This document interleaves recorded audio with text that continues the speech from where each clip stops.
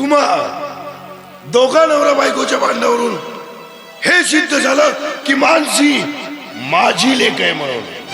आणि हो वहिनी साहेब, माझी लेक तुम्हाला मला परत द्यावीच लागेल. नाहीतर इकडे तुम्हाला मानसी सुखाने जगू देणार नाही. आणि तिकडे मी तुमच्या मुलीला म्हणजे मंजिरीला मी सुखाने जगू देणार नाही. कारण तुम्ही लोक या विषारी नागाच्या पिल्लूला दूध पाजून लहाण्याचं मोठं केलं. आता याच विषारी नागाचं पिल्लू तुम्हाला कधी डवशी करेल याच काही नियम नाही. म्हणून सावध राहायला